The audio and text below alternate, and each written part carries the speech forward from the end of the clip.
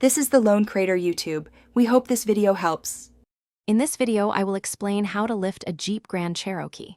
First, ensure you have the right lift kit for your specific model and desired height, considering factors like tire clearance and suspension travel. Always prioritize safety by using jack stands and proper lifting equipment.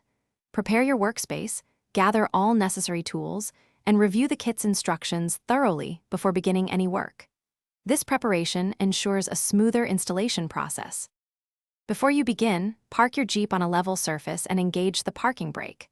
Loosen the lug nuts on all wheels, then safely lift the vehicle using a floor jack and secure it firmly on 4 jack stands. Once the vehicle is stable, remove the wheels. Next, you will need to disconnect the sway bar links, brake lines, and any other components that will impede the removal of the original shocks and springs. Proceed carefully to avoid damage. Now, it's time to install your new lift kit components. Begin by carefully positioning the new springs and shocks into their respective mounts. You might need a spring compressor for some installations, so always follow your kit's specific guidelines.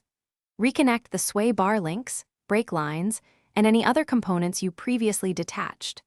Double-check that all bolts are tightened to the manufacturer's recommended torque specifications for safety and proper function. This step is crucial. Once all components are installed, carefully lower your Jeep off the jack stands. Retorque your lug nuts to the manufacturer's specifications. Take your vehicle for a short test drive to ensure everything feels secure and functions correctly. After the test drive, it is absolutely essential to get a professional wheel alignment.